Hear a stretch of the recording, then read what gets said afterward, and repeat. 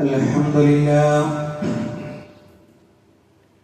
لله رب العالمين نحمده ونستعينه ونؤمن به ونتوكل عليه ونعوذ بالله من شرور أنفسنا ومن سيئات أعمالنا من يهده الله فلا مضل له ومن يضلل فلن تجد له وليا مرشدا اللهم صل على محمد وعلى آل محمد كما صليت على إبراهيم وعلى آل إبراهيم إنك حميد مجيد اللهم بارك على محمد وعلى آل محمد كما باركت على إبراهيم وعلى آل إبراهيم إنك حميد مجيد أما بعد فإن خير الحديث كتاب الله وخير الهدي هدي محمد صلى الله عليه وسلم وشر الأمور محدثاتها وكل محدثة بدعة وكل بدعة ضلالة وكل ضلالة في النار يا أيها الذين آمنوا اتقوا الله حق تقاته ولا تموتن إلا وأنتم مسلمون സ്നേഹമുള്ള സത്യവിശ്വാസികളെ വിശ്വാസിനികളെ ലോകരക്ഷിതാവും പ്രപഞ്ചങ്ങളുടെ പരിപാലകനുമായ അല്ലാഹുവിന്റെ ആജ്ഞകളും നിർദ്ദേശങ്ങളും ജീവിതത്തിന്റെ എല്ലാ മേഖലകളിലും പാലിക്കണമെന്ന് ഉണർത്തുകയാണ്, ഓർമ്മപ്പെടുത്തുകയാണ്. റഹ്മാനായ റബ്ബ് നമ്മുടെ ഈ കൂടിച്ചേരൽ ഉഖ്റവിയായ ലോകത്തേറെ നന്മകൾ ലഭിക്കുന്ന അമലുകളിൽ ഉൾപ്പെടുത്തി അനുഗ്രഹിക്കുമാറാകട്ടെ. പ്രിയപ്പെട്ട സത്യവിശ്വാസികളെ, രക്ഷിതാക്കളായിട്ടുള്ള നമ്മുടെ മക്കളെ കുറിച്ച് ഏറ്റവും കൂടുതൽ വേവലാതിപ്പെടുന്ന ഒരു സമയത്തിലൂടെയാണ് നമ്മൾ കടന്നു പോകുന്നത്. സ്കൂളുകളും കോളേജുകളും ഒക്കെ അവധിയിലാണ്. പകൽ സമയം അവിടെ കഴിച്ചുകൂട്ടിയിരുന്ന നമ്മുടെ മക്കൾ ഇന്ന് പൂർണ്ണമായും നമ്മുടെ കൂടെയാണുള്ളത്. അപ്പൊ സ്വാഭാവികമായും ചില ആലോചനകൾക്ക് വേണ്ടി ചില കാര്യങ്ങൾ സൂചിപ്പിക്കുകയാണ്. അല്ലാഹു സുബ്ഹാനഹു തആല നമുക്ക് നൽകിയിട്ടുള്ള ഏറ്റവും വലിയ ഒരു ഹിബയാണ്, സമ്മാനമാണ് നമ്മുടെ മക്കൾ എന്ന് പറയുന്നത്. ഈ ജീവിതത്തിന്റെ അലങ്കാരമാണ്. അൽ മാലു വൽ ബനൂൻ സീനത്തുൽ ഹയാത്തി ദുനിയ. ആ ഒരു മക്കളിൽ നമുക്ക് ചില ഉത്തരവാദിത്തങ്ങളുണ്ട്. അത് നമ്മൾ നിർവഹിക്കുന്നുണ്ടോ എന്നുള്ള ഒരു പരിശോധനയ്ക്ക് വേണ്ടിയിട്ടാണ് ഈ കാര്യങ്ങൾ സൂചിപ്പിക്കുന്നത്. റഹ്മാനായ റബ്ബ് നമ്മൾ അനുഗ്രഹിക്കുമാറാകട്ടെ. പ്രിയപ്പെട്ടവരെ, പ്രത്യേകിച്ച് ഉമ്മമാരെ സംബന്ധിച്ചിടത്തോളം ചില ആളുകൾ പറയാറുണ്ട്, എന്നാണ് ഈ സ്കൂൾ തുറക്കുക, സഹിക്കുന്നില്ല, കഴിയുന്നില്ല ഇവരെ കൊണ്ട്. അപ്പൊ അങ്ങനെ തലവേദനയിലാകുന്ന ആളുകളുണ്ട്. നേരെ മറിച്ച് മക്കളോടൊത്ത് തന്റെ ജോലി സമയമൊക്കെ ക്രമീകരിച്ച്, കാരണം ബാക്കിയുള്ള സമയങ്ങളിൽ മക്കളെ കിട്ടാറില്ല, താൻ ലീവ് എടുക്കുമ്പോഴും അവരെന്തായിരിക്കും സ്കൂളുകളിലാണ് ഉണ്ടാവുക. അപ്പൊ അത് മക്കളോടൊപ്പം കിട്ടാൻ വേണ്ടി, അതിനു വേണ്ടി സമയക്രമം നടത്തി മക്കളോടൊപ്പം ചേർന്ന് അവരോടൊപ്പം ഈ ഒരു അവധി പ്രയോജനപ്പെടുത്തുന്ന രക്ഷിതാക്കളും നമ്മുടെ കൂട്ടത്തിലുണ്ട്. എന്നാൽ നമ്മൾ എല്ലാവരും ആലോചിക്കേണ്ടത് ചില കാര്യങ്ങളെ കുറിച്ചാണ് സൂചിപ്പിക്കുന്നത്. പ്രിയപ്പെട്ടവരെ, നമ്മുടെ നാട്ടിൽ നടക്കുന്ന ഈ സമീപങ്ങളിൽ നടക്കുന്ന കൊലപാതകങ്ങളെ കുറിച്ച് നമ്മൾ കേട്ടിട്ടുണ്ട്. നമുക്കൊന്നും ആലോചിക്കാൻ പോലും കഴിയാത്ത അത്ര മാരകമായ രൂപത്തിലാണ് ആ പ്രവർത്തനങ്ങളൊക്കെ നടക്കുന്നത്. അതായത് നമുക്കൊന്നും ഒരു സ്വബോധമുള്ള മനുഷ്യന് പോലും ആലോചിച്ചുകൂടാ. ആ ഒരു അവസ്ഥയാണ് ഒരാള് മറ്റൊരാളെ കൊല്ലാൻ വേണ്ടി എടുക്കുന്ന മാർഗങ്ങൾ. അപ്പൊ അതിൽ പിടിക്കപ്പെടുന്ന ആളുകൾ ആരാണ്? പ്രായമായവരാണോ? പ്രായമായവരല്ല എന്നുള്ളതാണ് ഏറ്റവും പേടിപ്പിക്കുന്ന ഒരു കാര്യം. ഒരു 20-25 വയസ്സിനിടയിലുള്ള ഒരു യുവാക്കളുടെ ആ പ്രായത്തിലേക്ക് പ്രവേശിക്കുന്ന, എന്നാൽ ബാല്യം വിട്ടു യുവത്വത്തിലേക്ക് പ്രവേശിക്കുന്ന കുട്ടികളാണ് ഇത്തരത്തിലുള്ള ക്രൂരമായ മർദ്ദനങ്ങൾക്ക് അവർ ചില വഴികൾ സ്വീകരിക്കുന്നത്. അപ്പൊ അതിന്റെ പിന്നാലെ നമ്മൾ പോകുന്ന സമയത്ത് രക്ഷിതാക്കളെ നമ്മൾ ആലോചിക്കേണ്ടുന്ന ഒരു കാര്യം എന്ന് പറയുന്നത്, ഇത്രയും ഭീകരമായൊരു കൊലപാതകം നടത്തണമെങ്കിൽ ഒന്നുകിൽ നമ്മുടെ പക്കൽ നിന്ന് അവർക്കത് പഠിച്ചു കിട്ടണം. ഉമ്മയോ ഉപ്പയോ ഒരു വലിയൊരു കൊലപാതകയാവണം. നമ്മൾ അങ്ങനെയുള്ളവരല്ല. പിന്നെ എങ്ങനെയാണ് നമ്മുടെ മക്കൾക്ക് ഇത്തരത്തിലുള്ള ഈ ഒരു രൂപങ്ങൾ കിട്ടുന്നത് എന്ന് ആലോചിക്കുമ്പോഴാണ് നമ്മുടെയൊക്കെ നാടുകളിൽ പുതുതായിട്ട് ഇറങ്ങുന്ന സിനിമകളിലൂടെ നമ്മുടെ മക്കൾ ഇത് സ്വാംശീകരിക്കുന്നു എന്നുള്ളതാണ്. ഒരാളെ എങ്ങനെ കൊലപാതകം നടത്തണം, ഒരാളെ എങ്ങനെ കൊന്നുകളയണം എന്നുള്ളത് വളരെ കൃത്യമായിട്ട് പഠിപ്പിച്ചു കൊടുക്കുന്ന രൂപമാണ്. അങ്ങനെ കൊലപാതകം നടത്തി കഴിഞ്ഞാൽ അത് എങ്ങനെ ഒളിപ്പിച്ചു വെക്കണം എന്നിത്യാദി രൂപത്തിലൊക്കെ നല്ല പരിശീലനങ്ങൾ നൽകുന്ന സിനിമകളും സംവിധാനങ്ങളും ഇന്ന് നമ്മുടെ കുട്ടികളെ സംബന്ധിച്ചിടത്തോളം സുലഭമാണ്. അപ്പൊ ഞാൻ ചോദിക്കുന്ന ചോദ്യം ഇതാണ്: നമ്മുടെ കുട്ടികൾ സ്ഥിരമായി സിനിമ കാണുന്ന പതിവുള്ളവരാണോ? നമ്മൾ ആലോചിക്കേണ്ടുന്ന ഒരു കാര്യം. അങ്ങനെ സിനിമ കാണുന്ന കുട്ടിയാണെങ്കിൽ അത് സ്ഥിരമായി കാണണമെന്നില്ല. അങ്ങനെ സിനിമ കാണുന്ന ഒരു കുട്ടിയാണെങ്കിൽ പ്രിയപ്പെട്ടവരെ, ആ കുട്ടിയിൽ നിന്ന് എന്തു നന്മയാണ് നമുക്ക് പ്രതീക്ഷിക്കാൻ കഴിയുക? പരസ്പരം തെറി വിളിക്കുന്ന ആ ഒരു തീം മാത്രം വെച്ചിട്ടുള്ള സിനിമകളുണ്ട് പോലും. ഒരാളെ എങ്ങനെ വയലന്റ് ആകുന്ന, അല്ലെങ്കിൽ അത് കണ്ടു കഴിഞ്ഞാൽ വയലന്റ് ആകുന്ന തരത്തിലുള്ള ആ ഒരു മുഴുനീള 1-2 മണിക്കൂർ നീളുന്ന ആ ഒരു സിനിമ കാണുന്ന ഒരു കുട്ടി, നമുക്ക് എന്തു നന്മയാണ് അവനിൽ നിന്ന് പ്രതീക്ഷിക്കാൻ കഴിയുക എന്നുള്ളത് വളരെ ഗൗരവമായിട്ട് നമ്മൾ ആലോചിക്കണം. അത് മാത്രമല്ല പ്രിയപ്പെട്ടവർ, ഇപ്പൊ ചെറിയ മക്കളെയൊക്കെ സംബന്ധിച്ചിടത്തോളം അവർ ഗെയിമുകളുടെ ലോകത്തിലാണ്. അവരെ സംബന്ധിച്ചിടത്തോളം അവര് റീൽസിനാണ് അവരോട് പ്രത്യേകമായിട്ട് അവർ കണ്ടുകൊണ്ടിരിക്കുന്നത്. അതേപോലെ തന്നെ കാർട്ടൂണുകളോടാണ് അവർക്ക് ഭയങ്കരമായ ഇഷ്ടമുള്ളത്. പ്രിയപ്പെട്ടവരെ, നമ്മുടെ ഈ ഒരു അടുത്ത കാലത്താണ് ഉമ്മ മൊബൈൽ നൽകാത്തതിന്റെ പേരിൽ ഒരു 1ാം ക്ലാസ്സിൽ പഠിക്കുന്ന കുട്ടി ആത്മഹത്യ ചെയ്തത്. ഇത് നമ്മൾ പത്രത്തിൽ കണ്ട് നമ്മൾ മൂക്കത്ത് വിരൽ വെച്ച് പോയതാണ്. പ്രിയപ്പെട്ടവരെ, അത് അതിന്റെ ഒരു ബാക്കി പത്രമാണ്. എങ്ങനെയാണ് നമ്മുടെ മക്കൾ ഇതിന് അഡിക്റ്റ് ആവുന്നത്? നമ്മൾ ഭക്ഷണം കഴിക്കുന്ന സമയത്താണ് അവരുടെ കൈകളിൽ നമ്മൾ മൊബൈൽ കൊടുക്കുന്നത്, വേഗം കഴിക്കാൻ വേണ്ടിയിട്ട്. മറ്റൊരു കാര്യം എന്ന് പറയുന്നത്, അവർ കരഞ്ഞപ്പോ അവരുടെ കരച്ചിൽ മാറ്റാനാണ് മൊബൈൽ കൊടുത്തത്. മറ്റൊരു വഴി എന്ന് പറഞ്ഞപ്പോൾ നമ്മളൊരു തിരക്കിലാണ്. അപ്പൊ തിരക്കിൽ വന്നിട്ട് നമ്മുടെ മക്കള് നമ്മളെ ശല്യപ്പെടുത്തിയപ്പോഴാണ് എന്നാ നീ മൊബൈൽ കൊണ്ട് കുറച്ചപ്പുറത്ത് പോയിരുന്നോ എന്ന് പറഞ്ഞിട്ട് അവരെ നമ്മൾ ഒഴിവാക്കിയത്. ഇങ്ങനെ ഒഴിവാക്കിയപ്പോ അവൻ അതൊരു രസമായി കണ്ട് അതിനൊരു അഡിക്റ്റ് ആയ ആ ഒരു മക്കളെ ഇനി ആ മൊബൈലിന്റെ സ്ക്രീനിൽ നിന്ന് ഒരു യഥാർത്ഥ ലോകത്തിലേക്ക് കൊണ്ടുവരാൻ നമുക്ക് എന്താ ചെയ്യാൻ കഴിയുക? പ്രിയപ്പെട്ട രക്ഷിതാക്കളെ, നമ്മളെയൊക്കെ സംബന്ധിച്ചിടത്തോളം നമ്മൾ ഉപയോഗിക്കുന്ന മൊബൈലിന്റെ പ്രൊവൈഡർ 1.5 GB അടക്കം നൽകുന്ന ഒരു ഡാറ്റ, അത് നമ്മുടെ മക്കൾ ഉപയോഗിക്കുന്നു. നമ്മുടെ മിക്കവാറും വീടുകളിലൊക്കെ അൺലിമിറ്റഡ് ഇന്റർനെറ്റ് സംവിധാനം ഒരുക്കിയ വീടുകളുണ്ട്. അപ്പൊ നമ്മൾ നമ്മുടെ ഒരു ആവശ്യത്തിനോ ജോലിയുടെ ഭാഗമായിട്ടോ ആയിരിക്കാം നമ്മളത് സംവിധാനിച്ചത്. പക്ഷേ നമ്മൾ പോന്നു കഴിഞ്ഞാലും, നമ്മൾ വീട്ടിൽ നിന്ന് പോന്നാലും അവിടെ തന്നെ നമ്മുടെ മക്കളുണ്ട്. അവരെ സംബന്ധിച്ചിടത്തോളം ഇന്ന് അവർ ഇങ്ങനെ ഒരു ലഹരിയിൽ അടിമപ്പെട്ട ഒരു റീൽസിന്റെ, അതേപോലെ തന്നെ ഒരു ഗെയിമിന്റെ ആ ഒരു ലോകത്ത് എത്തിപ്പെട്ട കുട്ടി, അവൻ എങ്ങനെയാണ് ഈ ഒരു ഇന്റർനെറ്റ് അവന് ഉപയോഗിച്ച് തീർക്കുന്നത്? എന്താണ് അവൻ കാണുന്നത്? അവൻ എന്തിനോടാണ് അവന് മഹബത്തുള്ളത്? പ്രിയപ്പെട്ടവരെ, ആ ഒരു വഴിയിലേക്ക് പോകുമ്പോൾ നമ്മളെ സംബന്ധിച്ചിടത്തോളം പേടിപ്പെടുത്തുന്ന ചില കാര്യങ്ങളാണ് നമുക്ക് മനസ്സിൽ വരുന്നത്. അവന് നമ്മളെക്കാൾ പ്രിയങ്കരമായ യൂട്യൂബർമാരുണ്ട്, വ്ളോഗർമാരുണ്ട്. ഇപ്പൊ നമ്മളിപ്പോ ഈ അടുത്ത കാലത്ത് ഒരു തൊട്ട് മുമ്പ് നമ്മുടെ ഈ മലപ്പുറം ജില്ലയിൽ ഒരു അങ്ങാടിയിൽ ഒരു ചെറുപ്പക്കാരൻ വന്നു. ഒരു കടയുടെ ഉദ്ഘാടനത്തിനാണ് വന്നത്. നിങ്ങൾക്ക് ആ വിഷയം പെട്ടെന്ന് മനസ്സിലാകുമെന്നുള്ളതുകൊണ്ടാണ് ഞാൻ പറയുന്നത്. ആ ഒരു ചെറുപ്പക്കാരനെ സ്വീകരിക്കാൻ വേണ്ടി ഒരു 17 വയസ്സിനടുത്തുള്ള 12 മുതൽ 10 മുതൽ 17 വയസ്സ് വരെയുള്ള ചെറുപ്പക്കാരുടെ ഒരു കൂട്ടമാണ് അവിടെ വന്നത്. അപ്പൊ അയാൾ ആരാണ്? അയാൾക്ക് എന്താണ് ആ സമൂഹത്തിന് നൽകിയ നന്മ? എന്താണ്? ഒരു നന്മയില്ല. അയാളിത് തുറന്നു വെച്ച് വായിൽ തോന്നിയ തെറികൾ പച്ചക്ക് വിളിക്കുന്നു എന്നത് മാത്രമാണ് അയാളുടെ ക്വാളിറ്റി. അപ്പൊ അയാൾ ഒരു കടയുടെ അങ്ങനെയാണല്ലോ, ആ ഒരു കടയുടെ ഒരു പ്രാധാന്യം കിട്ടാൻ വേണ്ടി അതിന്റെ ഓണർ അയാളെ തന്നെ ഉദ്ഘാടനത്തിൽ കൊണ്ടുവന്നു.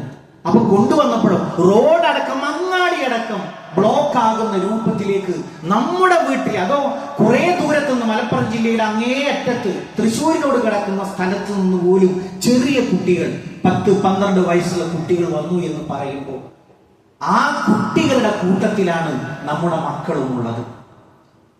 ഈ ഒരു ജീവിതത്തെ കുറിച്ച് പ്രിയപ്പെട്ടവരെ നമ്മൾ ആലോചിക്കേണ്ടത് ആ യൂട്യൂബർമാർ പറയുന്നതാണ് അവരുടെ ആദർശം. ഈ തെറി പറയുന്ന മനുഷ്യന് എന്തു നന്മയാണ് നമ്മുടെ മക്കൾക്ക് കൊടുക്കാനുള്ളത്? അവരിടുന്നതാണ് നമ്മുടെ മക്കൾ ഇഷ്ടപ്പെടുന്ന വേഷം, അവരുടെ ആദർശമാണ്. ഇവരിൽ ഭൂരിഭാഗം ആളുകളും ഒരു നന്മ തൊട്ടു തീണ്ടാത്തവർ എന്നല്ല, മതത്തിനോട് തന്നെ പുച്ഛമുള്ളവർ. അങ്ങനെ പറയാനുള്ള കാരണം എന്ത്? കുട്ടികളോട് പറഞ്ഞു തുടങ്ങുന്നത്, നീ എന്റെ സംസാരം കേൾക്കണ്ട കേട്ടോ, നീ നരകത്ത് പോകും. ആ മക്കൾക്ക് നരകം സ്വർഗം എന്നൊക്കെ പറയുന്നത് എന്താണ്? ഒരു പുച്ഛ രൂപത്തിൽ അത് അവതരിപ്പിച്ചു കൊടുക്കുമ്പോൾ നമ്മൾ കൃത്യമായി പള്ളിയിൽ വരുന്ന ഉപ്പയുടെ വീട്ടിൽ വളരുന്ന കുട്ടി എന്താണ്? ഉപ്പക്കെതിരാണ്. അപ്പൊ ഇത് ഉപദേശിച്ചു കൊടുക്കുന്ന ഉപ്പയും ഉമ്മയും പിന്നെ ആരാണ്? മക്കളെ സംബന്ധിച്ചിടത്തോളം കണ്ടുകൂടാത്തവരാണ്.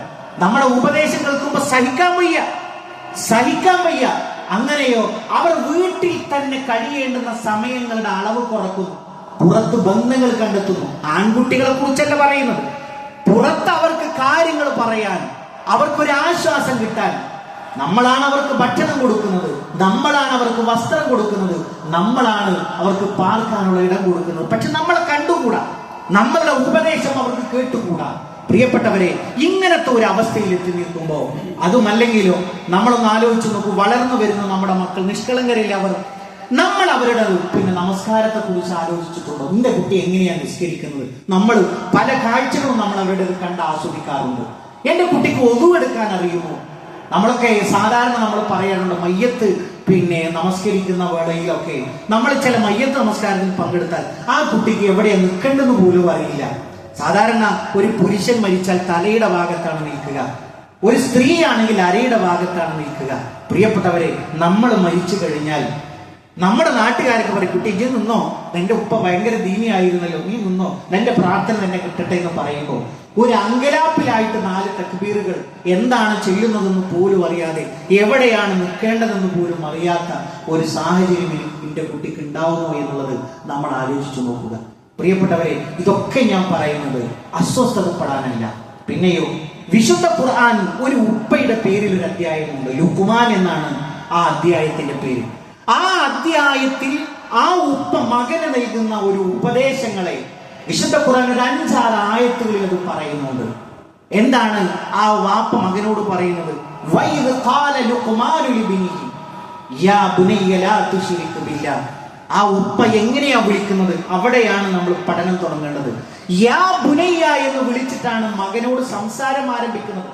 എടാ എന്ന് വിളിക്കാൻ അറബിയിൽ വേറെ പദമുണ്ട്, എടി എന്ന് വിളിക്കാൻ അറബിയിൽ വേറെ പദങ്ങളുണ്ട്. പ്രിയപ്പെട്ടവരെ, യാ ബുനയ്യ എന്ന് പറയുമ്പോൾ നമ്മൾ അങ്ങനെയല്ലേ നമ്മുടെ മക്കളോട് ഭയങ്കരമായി ഇന്റിമസി തോന്നുന്ന, എന്റെ കുട്ടിക്ക് ഞാൻ എന്റെ വർത്തമാനത്തിൽ ഉപ്പ എന്നെ സ്നേഹത്തോടെയാണ് പറയുന്നത്, അങ്ങനെ തോന്നുന്ന വാക്ക് വരുന്ന സന്ദർഭം ഏതോ അതാണ് ഉപദേശിക്കാനുള്ള ഏറ്റവും നല്ല സന്ദർഭം. എപ്പോഴും ഉപദേശിയാകുന്നത് മക്കൾക്ക് സഹിക്കൂല, മക്കൾ നമ്മളെ വെറുക്കുകയും ചെയ്യുകയുള്ളൂ. അതൊരു വലിയൊരു നന്മയാണെന്ന് നമ്മൾ ധരിക്കുകയും വേണ്ട, നമ്മളിൽ നിന്ന് മക്കൾ അകന്നു പോവുകയുള്ളൂ. പിന്നെ എപ്പോഴാണ് ഉപദേശം ഫലപ്പെടുക? യാ ബുനയ്യ എന്ന് വിളിക്കുന്ന അറബിയുടെ പരിഭാഷപ്പെടുത്തുമ്പോ, പൊന്നുമോനെ എന്ന് വിളിക്കുമ്പോ, അല്ലെങ്കിൽ അവന്റെ പേരെടുത്ത് നമ്മൾ അവനെ ഏറ്റവും ഇഷ്ടപ്പെടുമ്പോ എന്താണോ അവനെ വിളിക്കുന്നത്, ആ ഒരു പേര് വിളിക്കുന്ന സന്ദർഭത്തിൽ നമ്മൾ പറഞ്ഞു കൊടുക്കേണ്ടുന്ന കാര്യമായിട്ടാണ് ആ ഉപ്പ പറയുന്നത്, ലാ തുശ്രിക് ബില്ലാഹ്. സാധാരണ ഉമ്മമാര്, ചെറുപ്പക്കാരികളായിട്ടുള്ള ഉമ്മമാര് ഭക്ഷണം കൊടുക്കുമ്പോ, മോനെ നീ ഉരുള തിന്നിട്ടില്ലെങ്കിൽ നരകത്ത് പോകും എന്ന് പറയുന്ന ആ അള്ളാനില്ല. പിന്നെയോ, പൊന്നുമോനെ, കോടിക്കണക്കിന് മനുഷ്യന്മാരുണ്ട് ലോകത്ത്. ആ മനുഷ്യന്മാരുടെ മനസ്സിൽ വരുന്ന ചിന്ത അവര് പറയുന്നതല്ല, അവരുടെ മനസ്സിൽ മുളപൊട്ടുന്ന ചിന്ത, സെക്കൻഡിൽ എത്ര ചിന്തകൾ നമ്മുടെ മനസ്സിൽ വരും. ആ ചിന്തയെ അറിയുന്ന ഒരു അല്ലാഹുണ്ട്, അത്രയും ശക്തനാണ് അവൻ.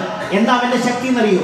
നമ്മുടെ വിരൽ തുമ്പെടുത്ത് നോക്കിയാൽ മതി, ആ വിരൽ തുമ്പ് എന്റെ വിരൽ തുമ്പ് പോലെ ഒരു മനുഷ്യന് പോലും കോപ്പിയില്ല.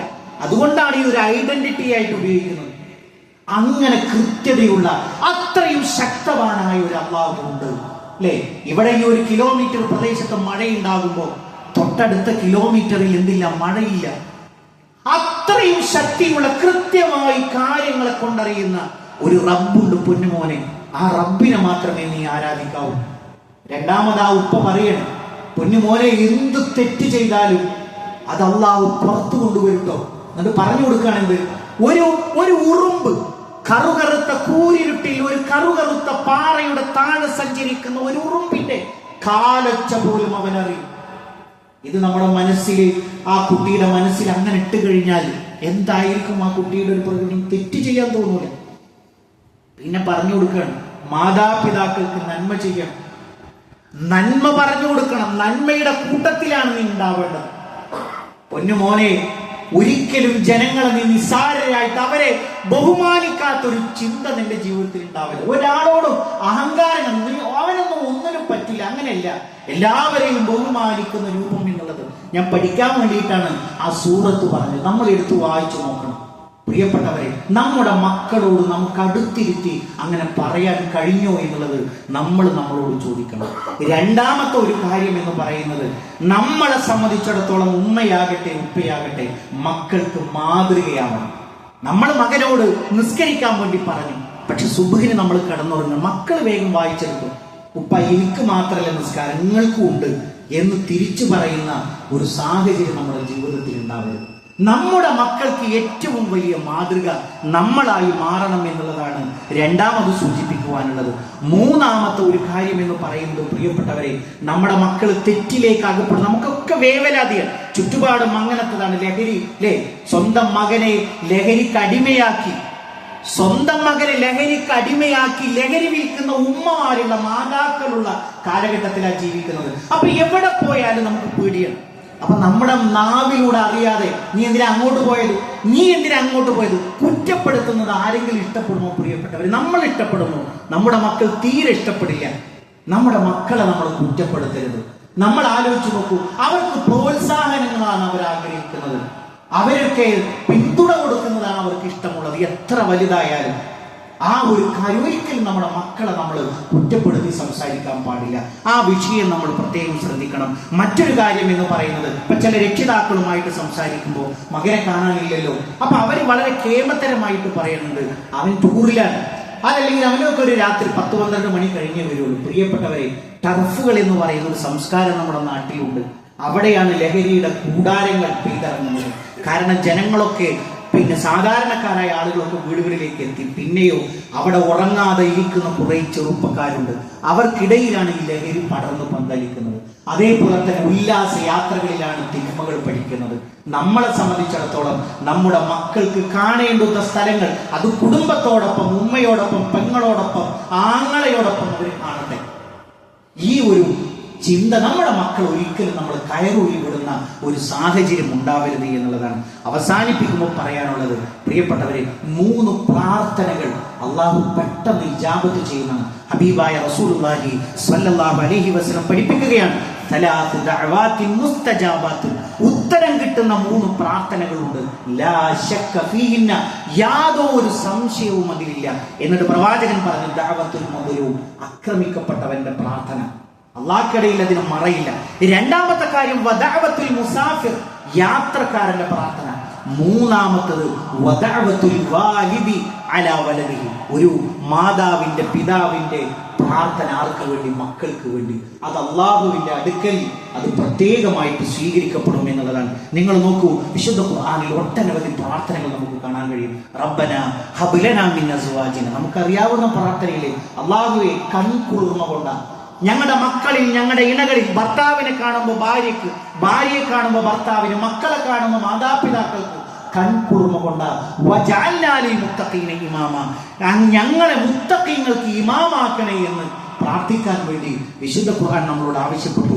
മാത്രമല്ല, ഒരു നബി പ്രാർത്ഥിക്കുകയാണ്, റബ്ബനാ വജഅൽനാ മുസ്ലിമൈനി ലക വമിൻ ദുർരിയ്യതിനാ, അല്ലാഹുവേ ഞങ്ങളെ മുസ്ലിമാക്കണേ, ഞങ്ങളുടെ മക്കളെയും നീ മുസ്ലിമാക്കണേ എന്ന് ഒരു നബിയാണ് പ്രാർത്ഥിക്കുന്നത്. മാത്രമല്ല, മറ്റൊരു നബി പ്രാർത്ഥിച്ചത് ഇങ്ങനെയാണ്, റബ്ബി ഹബ്ലി മിൻ ലദുൻക ദുർരിയ്യതൻ ത്വയ്യിബ ഇന്നക സമീഉദ് ദുആ, അല്ലാഹുവേ ത്വയ്യിബായ, പരിശുദ്ധനായ സന്താനത്തെ എനിക്ക് നൽകണേ എന്നാണ് ഒരു നബി പ്രാർത്ഥിച്ചത്. മറ്റേതോ പ്രവാചകൻ സല്ലല്ലാഹു അലൈഹി വസല്ലമയുടെ ഏറ്റവും വലിയ ഒരു കാര്യമായിട്ട് ഒരു ബീവിയെ കുറിച്ച്, ഒരു മഹദിയെ കുറിച്ച് ഖുർആൻ ഓതി പഠിപ്പിച്ചു തന്നു. ആ മഹദിയുടെ ജീവചരിത്രവുമായി ബന്ധപ്പെട്ട് അതിന്റെ സംരക്ഷണമുള്ള ഒരു നബി പ്രാർത്ഥിക്കുകയാണ്, വഇന്നി ഉഈദുഹാ ബിക വദുകിയതഹാ മിനശ്ശൈത്വാനിർ റജീം, ഇവൾക്കും അല്ലെങ്കിൽ ഈ ഒരു മഹദിക്കും അവരുടെ സന്താനങ്ങൾക്കും പിശാചിൽ നിന്നുള്ള കാവലിനെ അല്ലാഹുവേ നിന്നോട് തേടുന്നു എന്നുള്ളതാണ്. പ്രിയപ്പെട്ടവരെ, ഒട്ടനവധി പ്രാർത്ഥനകളുണ്ട് മാതാപിതാക്കൾ മക്കൾക്ക് വേണ്ടി നടത്തിയിട്ടുള്ളത്. അതുകൊണ്ട് നമ്മളെ സംബന്ധിച്ചിടത്തോളം ഈ ഒരു അവധിക്കാലം നമ്മുടെ മക്കളോടൊപ്പം ചെലവഴിച്ച് അവരെ നന്മയിലേക്ക് കൊണ്ടുവരാനുള്ള ഒരു ബോധപൂർവമായ ഒരു പരിശ്രമം നമ്മുടെ ഭാഗത്ത് ഉണ്ടാവണം എന്നുള്ളതാണ് സൂചിപ്പിക്കുന്നത്. റഹ്മാനായ റബ്ബ് നമ്മളെ അനുഗ്രഹിക്കുമാറാകട്ടെ.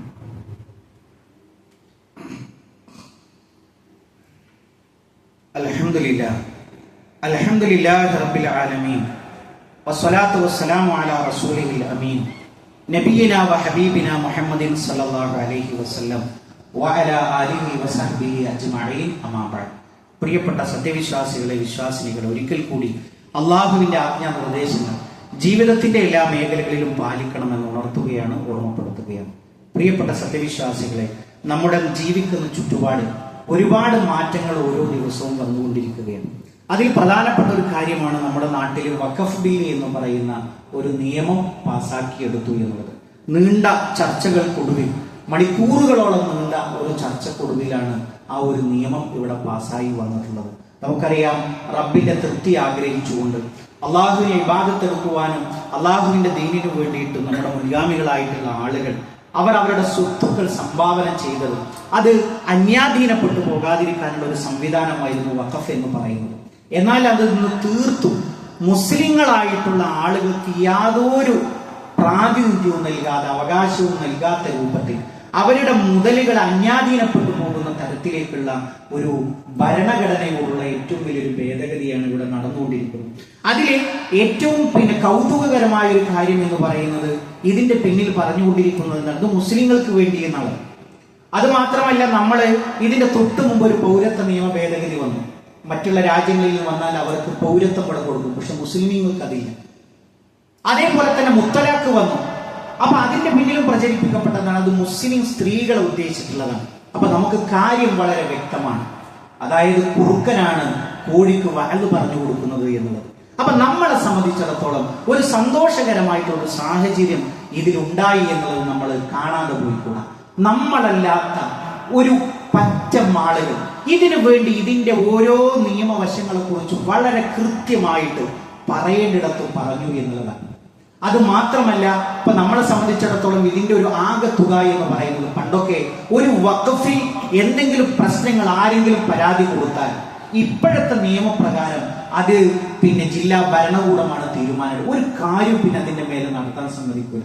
ഇപ്പോഴത്തെ ഈ ഒരു നിയമപ്രകാരം ജില്ലാ നമ്മളെ കളക്ടർക്കാണ് അതിന്റെ പരിപൂർണമായ ഒരു പരാതി ആരെങ്കിലും കൊടുത്താൽ പിന്നീട് അത് എന്താണോ എന്നത് കളക്ടറാണ് തീരുമാനിക്കേണ്ടത്. പണ്ടത്തെ രൂപത്തിൽ അങ്ങനെയല്ല ഉണ്ടായിരുന്നത്.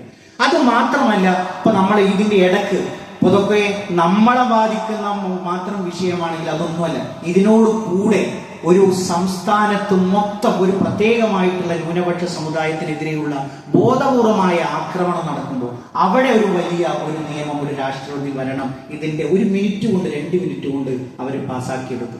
അതിന്റെ തൊട്ടടുത്ത ദിവസങ്ങളിൽ പെട്രോളിനും ഗ്യാസിനും ഒക്കെ വില കൂടി. ഇപ്പൊ ഞാൻ ചുരുക്കി പറഞ്ഞാൽ, പ്രിയപ്പെട്ടവരെ, നമ്മളെ സംബന്ധിച്ചിടത്തോളം ജീവിക്കുന്ന ചുറ്റുപാട് ഓരോ ദിവസവും അത് നമ്മളെ സംബന്ധിച്ചിടത്തോളം എന്താണ് വളരെ വളരെ കുടുസാക്കിക്കൊണ്ടിരിക്കുകയാണ്. പക്ഷെ അതിലൊക്കെ നമുക്ക് സന്തോഷം നൽകുന്ന ഒരു കാഴ്ച എന്ന് പറയുന്നത്, ഇവിടെ നമുക്ക് വേണ്ടി ശബ്ദിക്കാൻ നമ്മളല്ലാത്ത ഒരുപാട് ആളുകളുണ്ട് എന്നുള്ളതാണ്. അപ്പോ ഇനി നമുക്ക് ചെയ്യാനുള്ള ഒരു കാര്യം എന്നുള്ളത് അതിന്റെ ഒരു ഭാഗം നടന്നുകൊണ്ടിരിക്കുന്നു, അതിന്റെ നിയമപരമായിട്ടുള്ള പോരാട്ടമാണ്.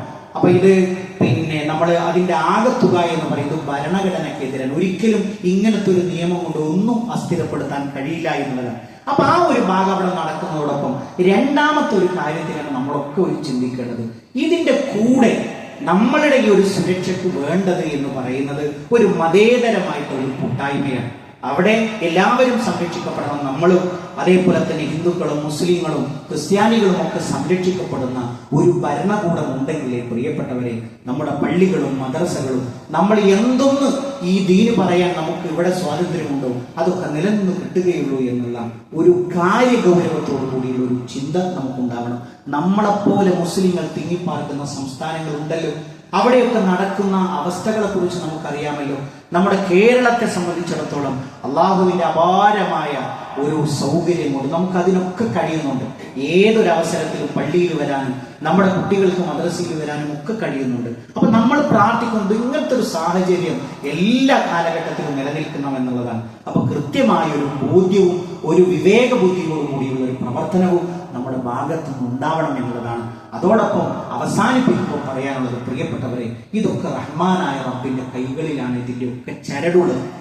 അവന് ഇഷ്ടപ്പെട്ട് കഴിഞ്ഞാൽ, അവനെ ഇഷ്ടപ്പെടുക എന്ന് പറഞ്ഞാൽ ഭൂമിയിൽ ആർക്കാണ് ആധിപത്യം നൽകുക എന്നുള്ളത് വിശുദ്ധ ഖുർആൻ സൂറത്ത് നൂറിൽ പറയുന്നുണ്ട്. അവർക്ക് ആധിപത്യം നൽകി കഴിഞ്ഞാൽ അവരവിടെ നമസ്കാരം കൃത്യമായി നിർവഹിക്കും. അവർ സകാത്ത്, അവരുടെ പാവപ്പെട്ടവന്റെ അവകാശം തടഞ്ഞു വെക്കുകയില്ല. ഇങ്ങനെയുള്ള ആളുകൾക്കാണ് റഹ്മാനായ റബ്ബ് ആധിപത്യം നൽകുക എന്ന് പറയുമ്പോൾ നമ്മൾ പ്രാർത്ഥിച്ചാൽ ഉത്തരം നൽകുന്ന ഒരു അവസ്ഥ, നമുക്കൊരു ക്വാളിറ്റി നമുക്കുണ്ടാവണം. അപ്പൊ ആ കാര്യം നമ്മൾ പ്രത്യേകമായി ശ്രദ്ധിക്കണം. റഹ്മാനായ റബ്ബ് ഈ ലോകത്തും വിജയം വരിക്കുന്ന മുഅ്മിനീങ്ങളിൽ മുത്തഖീങ്ങളിൽ നമ്മളെ എല്ലാവരെയും ഉൾപ്പെടുത്തി അനുഗ്രഹിക്കുമാറാകട്ടെ. ഇതേപോലെ അവരുടെ ജന്നാത്തുൽ ഫിർദൗസിൽ ഒരുമിച്ചിരിക്കാനുള്ള ഭാഗ്യം നൽകിയ അല്ലാഹു നമ്മളെ ഓരോരുത്തരെയും അനുഗ്രഹിക്കുമാറാകട്ടെ. ജീവിത അവസാനം വരെ മുഅ്മിനായി മുത്തഖിയായി ജീവിച്ച് മരണപ്പെട്ടു പോകാനുള്ള ഭാഗ്യം അല്ലാഹുവേ ഞങ്ങൾക്ക് ഓരോരുത്തർക്കും നീ പ്രദാനം ചെയ്യണമേ റഹ്മാനെ. അല്ലാഹുവേ, വേദനകളെ കൊണ്ട് വ്യാധികളെ കൊണ്ട് കഷ്ടപ്പെടുന്ന ഒട്ടനവധി ആളുകൾ ഞങ്ങളുടെ കൂട്ടത്തിലുണ്ട്. അല്ലാഹുവേ, എല്ലാവർക്കും മാനസികവും ശാരീരികവുമായ ശിഫ നീ പ്രദാനം ചെയ്യണമേ റഹ്മാനെ.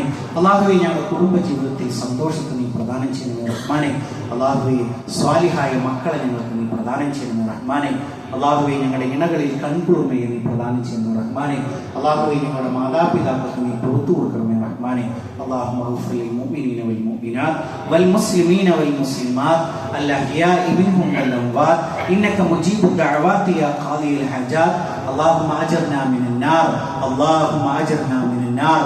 اللهم ربنا تقبل منا إنك أنت السميع العليم وتب علينا إنك أنت التواب الرحيم.